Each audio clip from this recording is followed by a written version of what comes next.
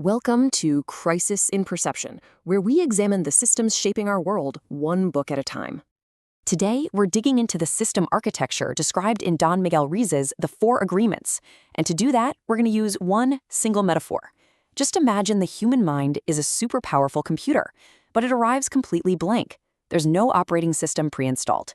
It's just powerful hardware waiting for some software. So how does that software get loaded up? Well, the book calls this installation process domestication, and it starts the moment we're born. The world around us immediately begins installing a very particular operating system, the collective rules, beliefs, and values of whatever society we happen to be born into.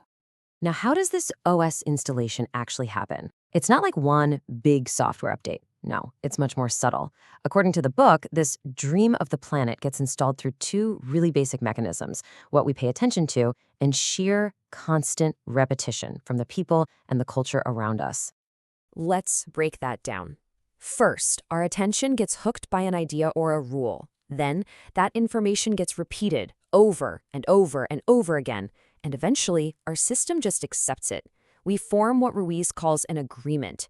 And just like that, these little agreements become the foundational code, the default settings for how we see everything. Okay, so the operating system is installed and running, but it doesn't just sit there quietly. Two critical background processes launch automatically, and their whole job is to make sure the original programming stays intact. They are there to enforce the system's rules constantly. And this maintenance system runs as a really efficient two-part loop. On one side, you've got a process called the judge, and on the other, one called the victim. Each one has a very specific automated job that keeps the whole structure incredibly stable and self-correcting. So let's look at the judge. You can think of it like a script that is always running, scanning every single thing you think and do. Its one and only function is to find a mismatch between your behavior and that internal rulebook. And when it finds one, it generates an error message, an internal pop-up of blame or shame or guilt. Then, the victim process kicks in. Its job is to receive that error message from the judge. It processes that input, that blame or guilt, and then it generates its own output, a corresponding emotion like sadness or anger or just helplessness. And that feeling, that's what confirms the judge's verdict was right, which reinforces the original rule, locking the whole loop in place. And you know how when you have too many programs running in the background, your computer slows down to a crawl? It's the same thing here. This judge/victim loop is a massive resource hog. It consumes a huge amount of our available attention and emotional energy, all just to keep this maintenance cycle running 24/7. So what do you do with a stable, self-enforcing system like this? Well, the book introduces a way to intervene. The idea is that you can alter this entire system by introducing a different kind of code, basically a competing set of rules. Which, of course, brings up the big question, how do you actually change the system's default behavior?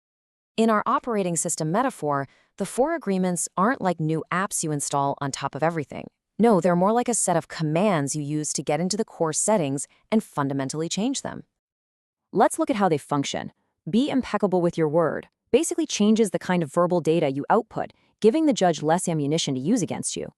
Don't take anything personally works like a firewall, right? It blocks incoming data from the outside world from automatically triggering the victim process. Then there's don't make assumptions, which stops the system from just inventing its own data to fill in the blanks and feed the loop. And finally, always do your best changes the judge's own settings, making its pass/fail rules flexible instead of rigid. Each one is designed to systematically starve that judge and victim loop of the data it needs to run. So when you look at it from this systems level view, the goal becomes really clear. It's not about adding more rules or beliefs.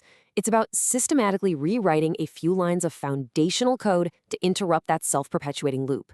And the whole point of that is to free up all the system resources, all that attention and energy that the loop was consuming.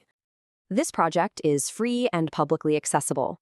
If you'd like to support the time, tools, and research behind Crisis in Perception, you can become a supporter on Patreon.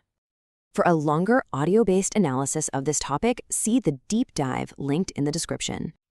If you enjoy this kind of systems-level analysis, please like, subscribe, and comment with books or topics you'd like us to explore next.